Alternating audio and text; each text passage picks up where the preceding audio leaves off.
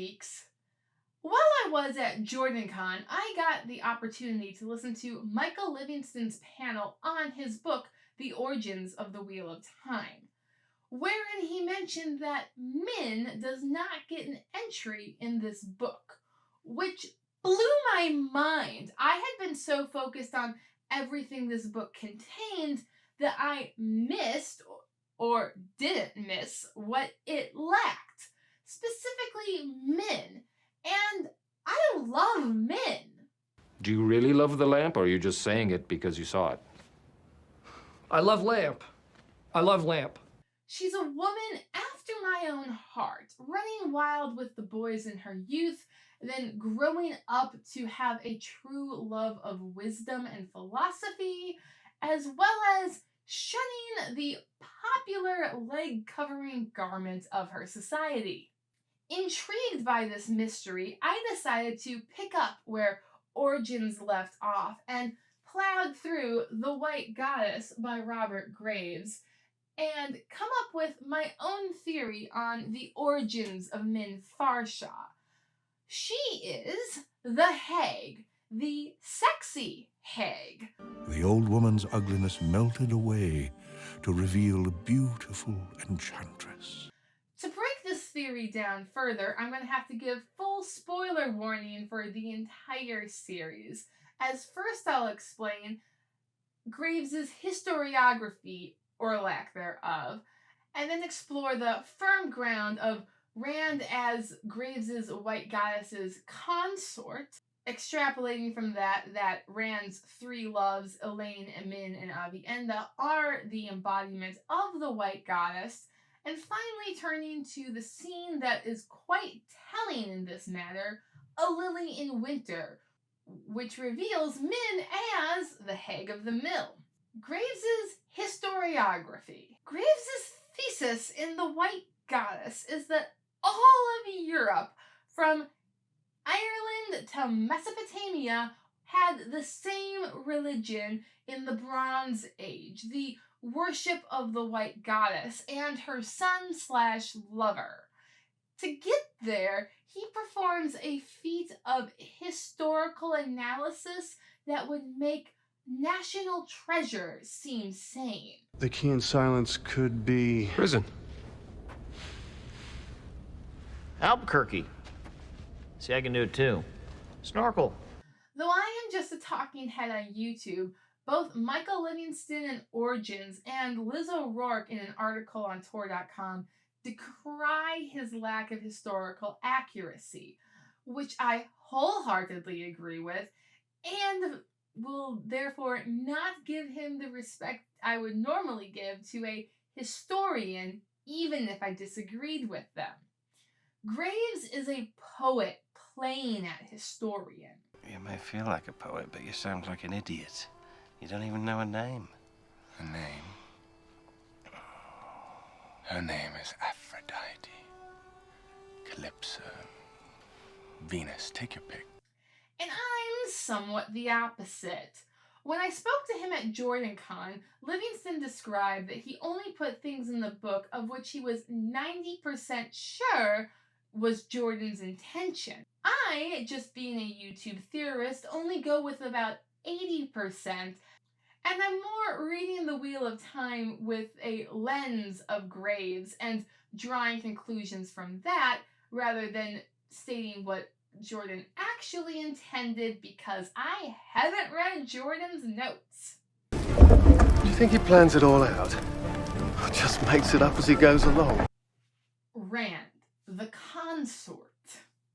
Graves' analysis in The White Goddess begins with not a description of the goddess, but rather that of her consort or lover. The goddess had a lover who was alternatively the beneficent serpent of wisdom and the beneficent star of life, her son.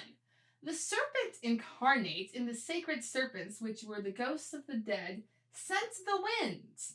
The sun was also called Lucifer, or Phosphorus, bringer of light, because as evening star, he led the light of the moon. Lucifer's the dawn star. I don't think it's a stretch to see Rand as the consort of Graves' white goddess. I've already done a video on Rand as both Jesus and Lucifer, though my video on him as a dragon spirit of the winds was intentionally Hindu-inspired because I was not aware of the Majorcan wind rituals as Graves was. Those are interesting. You live and learn.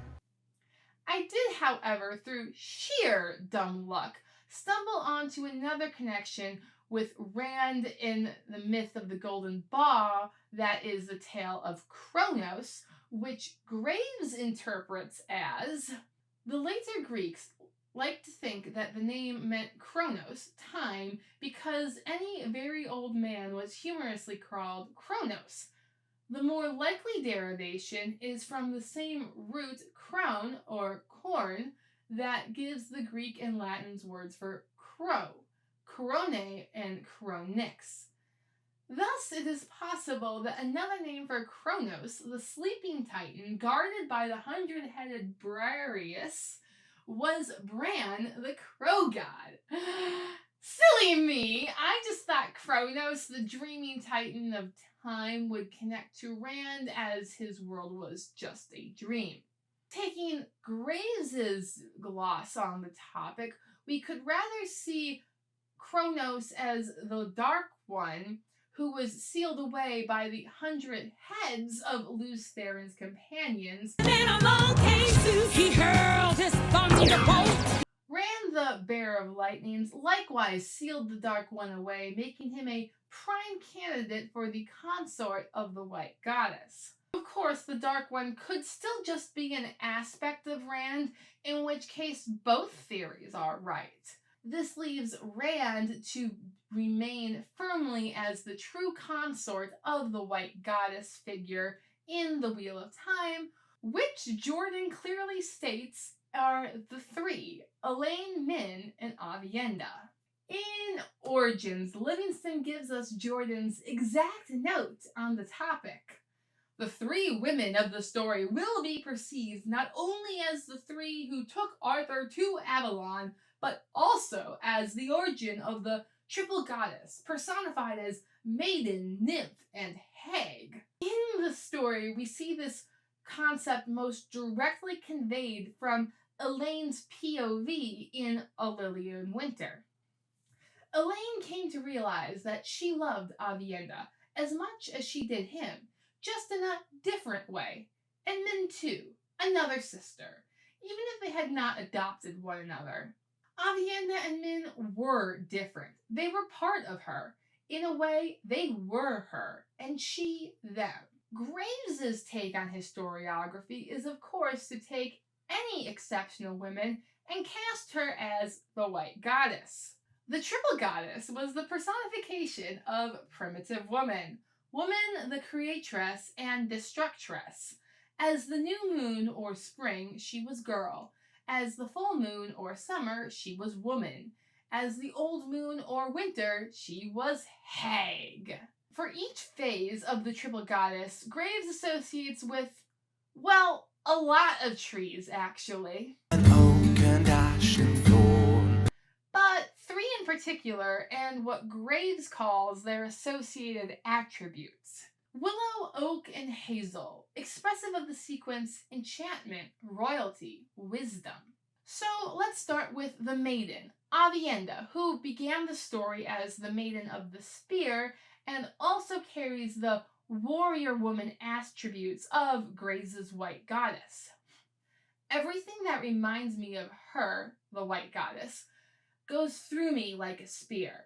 The spear that roars for blood is the traditional weapon of the White Goddess. Next we have Elayne, the nymph, who is just a mere girl when the story begins, but she is a princess and therefore royalty, which Graves associates with the nymph through oak. Through oak, Graves also establishes the nymph as the queen, mother, bride figure of the White Goddess. Graves' view is that at midsummer during the Alban holiday, which was the marriage feast of the Oak Queen, with the Oak King of the Year and the occasion of promiscuous lovemaking. The 6 Vestals, her kinswomen, coupled with 6 of the Oak King's 12 companions. You will recall Romulus's 12 shepherds. And did the same thing again with 6 other companions at midwinter. Wow! Jordan really toned it down for a Lily in Winter, when the entire Camelin Palace was filled with kinswomen.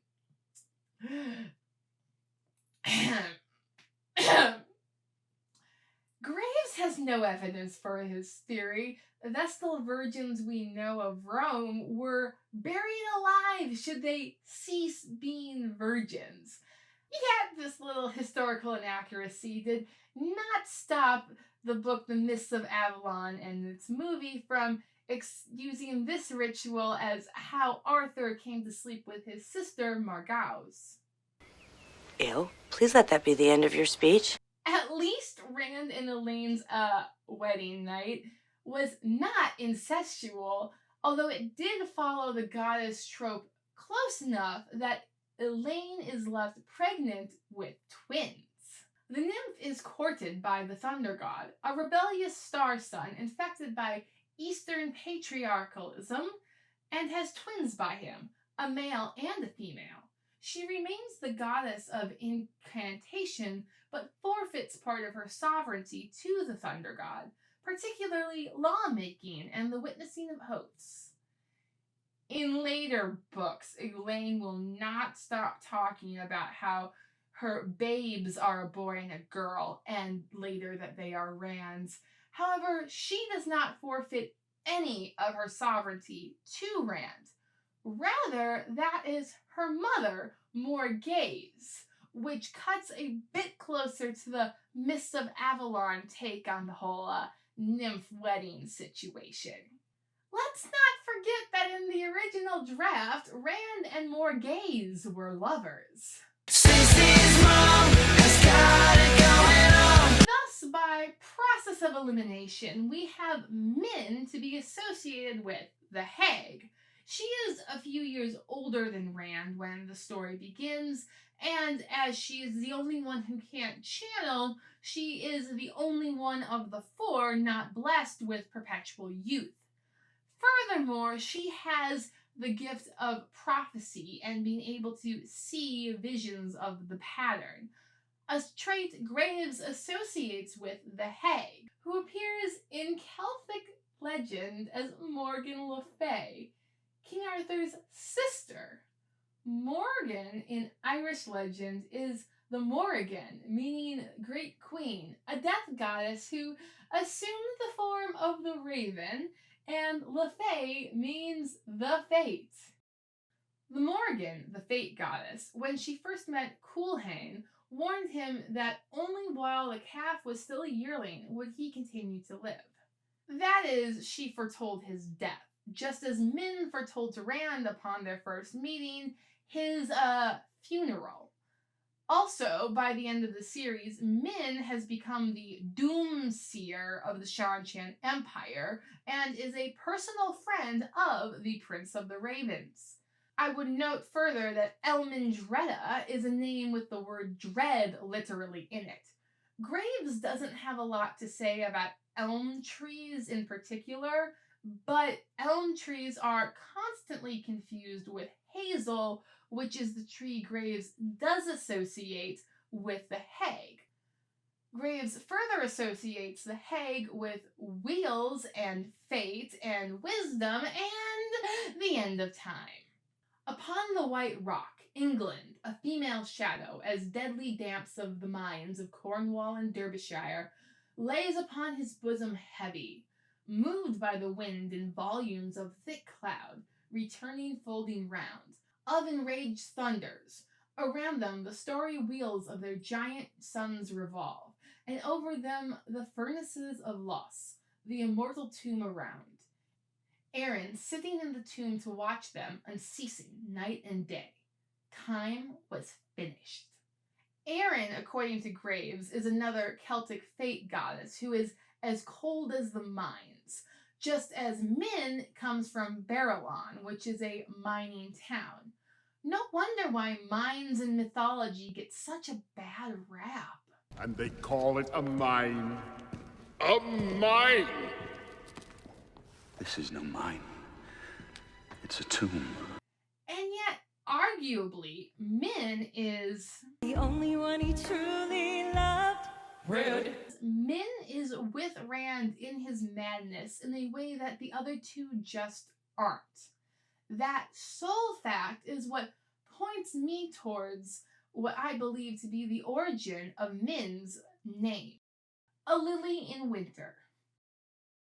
In The White Goddess, Graves gets really into a myth called the Madness of Sweepney, which I believe Jordanis had made manifest in the middle arc of the Wheel of Time, specifically in Winter's Heart, where Rand is running around like a madman, or rather, like Sweepney. Sweepney was a king who fled the battlefield and flew away like a bird, covered in feathers even. I'm like a bird, I only fly away. Sweepney refuses the company of his lady wife and queen, Elayne, even when she seeks him out and begs him to let her. Sweepney.